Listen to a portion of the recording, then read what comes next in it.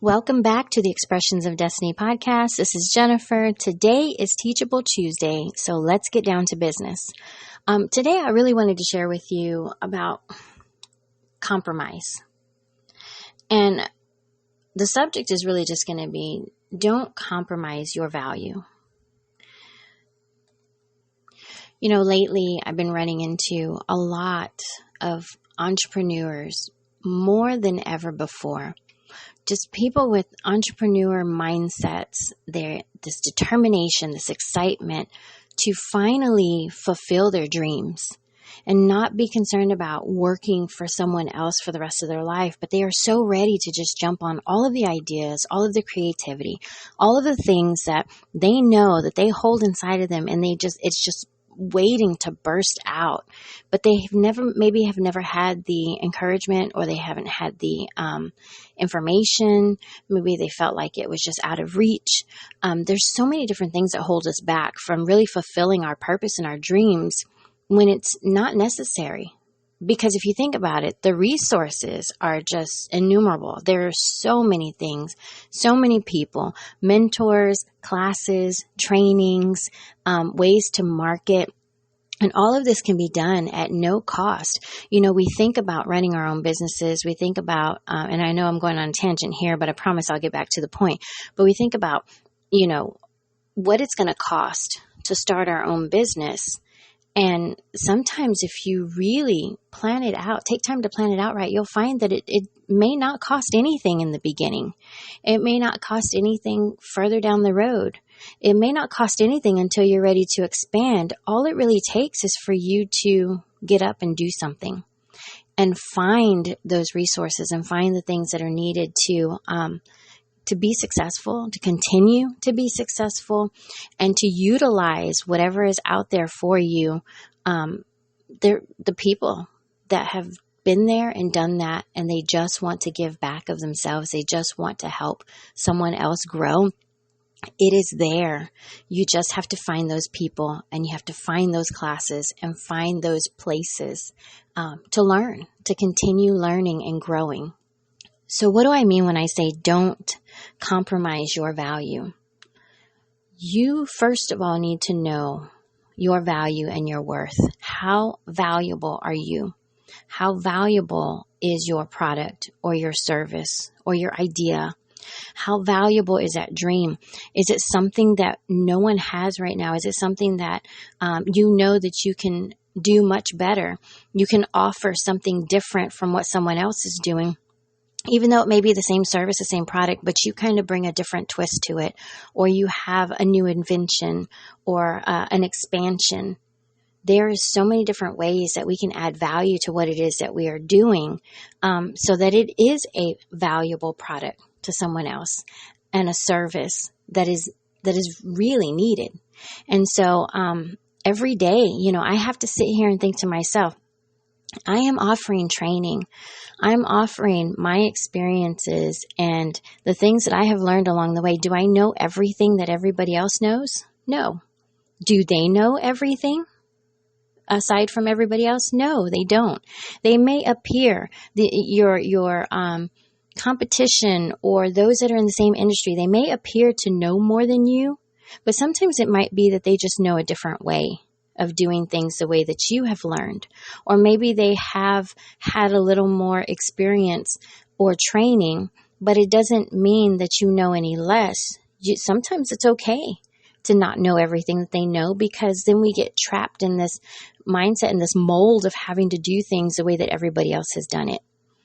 Now, if there are things that, and ways of doing things that have been successful, you know, over time, and there's a pattern of that, then yeah, we may want to use what we have learned from someone else. But just because it was successful for someone else or even many other people doesn't necessarily mean that it's going to align with what it is that you are trying to do in your business. So if you've been listening to me for a while, you'll know that I am a rebel in that business industry type, I guess you can call it, that I tend to do things backwards. I tend to not follow the mold or the outline of someone else. I don't want to fit in. I was created to stand out, and I want to be creative. I want to think of other ways to do things, and how can I make what we have seen for such a long time different? That's what being an entrepreneur is. You are allowing your mind, your ideas, your heart to come into play when it comes to building this amazing dream that you have. So going back to what it is that I do on a daily basis, I offer training and coaching to employees, employers, because it's very important for employers to receive that training and coaching as well. Even business owners and leaders of corporations, CEOs, we all have to go back and continue to learn. Because when we stop learning and growing is a day that we start dying. And not literally, right? But in our mind, in the ideas that we have, it just starts to fade away. And so we don't want to stop growing. So when I'm offering my business coaching, employee coaching, customer service training, and I offer these podcast episodes, and I just want to share my experiences and add value to others. When it comes time to charge, or if somebody asks, what is it that, that it's going to cost me to have you come in and train me? I can't second guess my value. I can't sit there and think, well, how much do they think I'm worth? I have to be willing and ready and prepared to have already thought about what it is that I know I can do to help you, and be able to say, this is how much I'm charging per hour. This is how much it would cost you if we go, for a month-long training, so many hours per week, where I dedicate my time to you and your team and your staff. Or if you want long-term, this is what it's going to cost monthly. Everything paid up front. So there are going to be people that look at me like I'm crazy. Why would I charge you that if I can do it myself? And we have to be prepared as business owners to say, okay, well, go ahead. Go ahead and try to do it on your own, but just remember that I'm here if you need my help. But this is what I value myself at. This is what I know I'm worth. And that's okay. If you know that you have a gift and you have a talent and you have a product and you have a way of talking to people and teaching people and getting them to listen and to understand, because I will say this as well, not everybody can be a teacher. You may be a great business owner, you might be a good leader, but that is a special gift to know how to teach people. And so to be able to get a point across to those that you are training or just talking to, that's a special gift. And a leader may step in, or an owner of a company or a manager may step in and say, well, it's okay, I'll handle my own team. And they may come back later on and say, you know what, I tried and they're just not listening to me, or they're not understanding what I'm saying. And I may be able to actually come in there and convey that message in a different way to help them understand. Or maybe it's because I know about different learning styles that they didn't think about. They have some employees that are visual learners. They have some that are auditory learners. Some that may need to learn it straight from a book because they retain the words and the information a lot better. And those were things that maybe that employer did not think about when they turned down my services. And so now I can come in, and if I see that someone is more of a visual learner, I can take more time to explain to them using visual aids and showing them how something needs to be done, or giving them examples. And another employee, I may just be able to hand a book and a manual and say, here is a lesson, or I may be able just to talk to them. And that's that auditory learner, right? They just need to hear the stories or the examples. And so you are different. Your business has a special twist to it that other businesses don't. And it's just tapping into that and finding out what it is. And so going back to my example, I cannot be concerned about if people are going to turn me down, because those that I am meant to help will say yes. And those that think they can go ahead and do it on their own, and they may be successful at it too, then it's okay if they tell me no. But I do not compromise my value for the person who says no, because I know what I'm worth. And I know that my heart is to serve you and to help you in your business and to help you understand and grow. So I'm not going to compromise my value. Let what I provide speak for itself, and be committed and dedicated to that for you in knowing who you are. Because when we begin to compromise our value, we begin to think less of ourselves. We begin to think that there is somebody out there that is better. That is that imposter syndrome that I talk about a lot, feeling we talk ourselves out of it and we think, well, that person over there is more qualified and more skilled and, they're experts. So are you. You are an expert in everything that you study every single day because you have a passion to learn it and to know more about it. So we become experts in the things that we have passions for. May not be everything across the board, but there is something specific that you are an expert at. Now let's dive into the businesses. Those of you who are entrepreneurs out there, you want to start a business where you provide a product, not so much a service like I do, but a product. Don't compromise the value of the product that you are selling. Know the worth, know the value. If it's something that you create, now here, let's back up a little bit. If it's an item that that you have purchased, online because you are just providing products that someone else has manufactured and made, but you're putting them in your own shop, or you're taking them to trade shows or whatever it is, then know the value of that product. Understand it, have knowledge on everything behind it, how it was made, built, constructed, how long it's supposed to last, does it have a warranty, and then price it as such and be honest about it. Not trying to take advantage of people.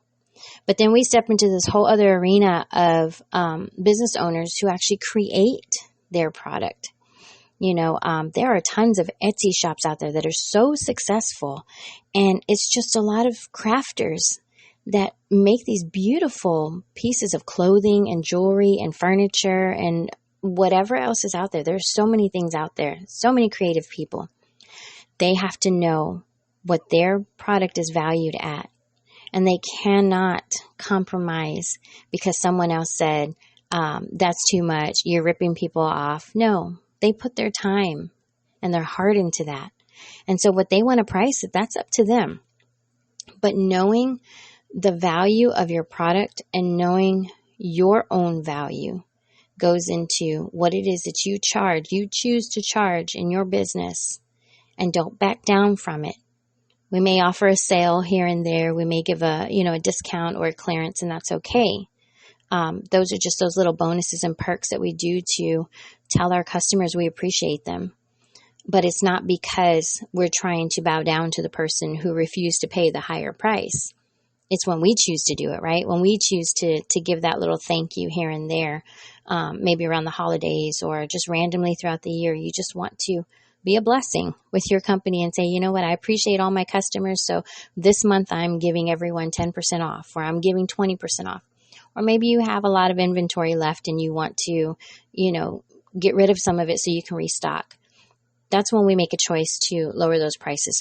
But other than that, do not compromise your value.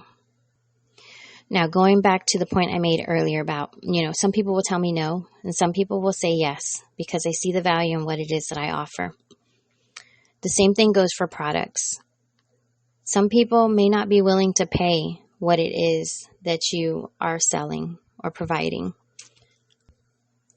They may just not be the type of person to want to spend that much. I will give you a personal example. I am not a name brand person. I could care less about the name brands. I don't have to have the Nike tennis shoes and, the Gucci and Prada and everything else. I lean more towards those products that I know I have used for years, that have the quality that have lasted for years. My probably one and only example that I can give is Dooney & Bourke. I love the product. It has always lasted. The quality of it is amazing.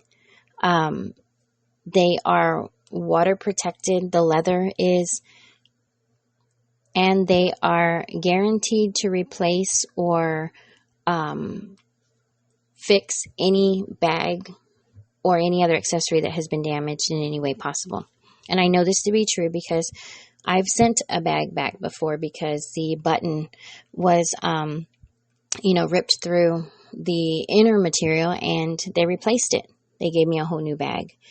But those purses can range anywhere from 100 to, oh my goodness, I don't know, maybe 600, depending on how big the bag is. And that's not even getting into the luggage. But when I was a teenager, I had a Dooney & Bourke drawstring bag. And that bag lasted me 10 years. 10 years.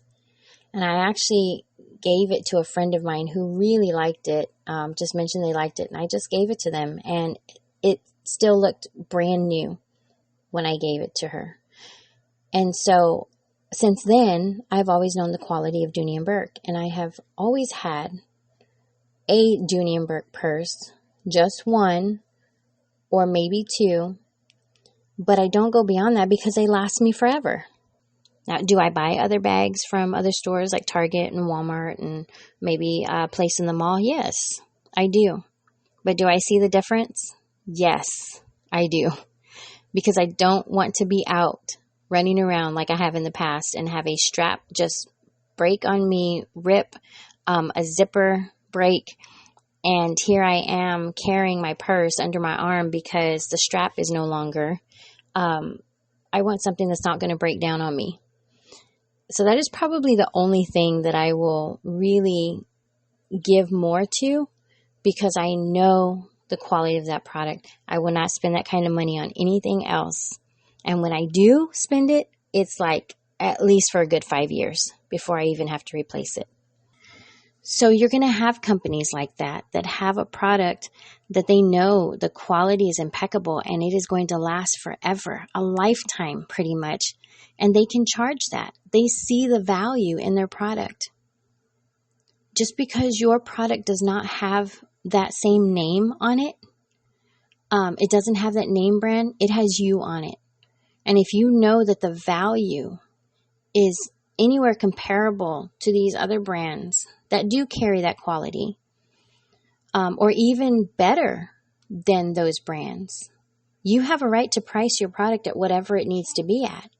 Because those that want it will buy it, and those that don't, they'll move on and they'll go get what they like. So again, do not compromise your value.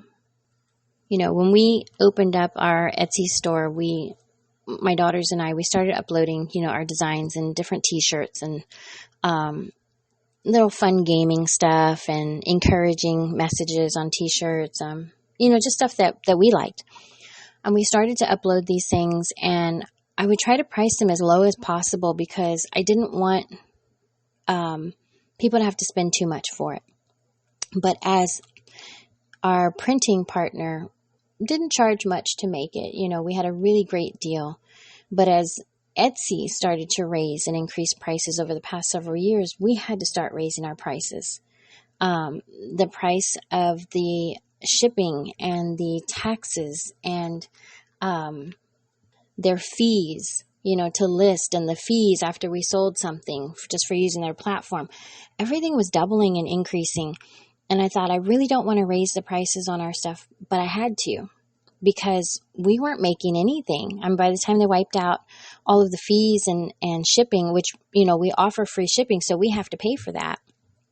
It ended up leaving us in the negative where either we would just come out even, just kind of break even, or we were paying like an extra $1 on top of whatever it was that we were supposed to get in our pocket, but it was gone.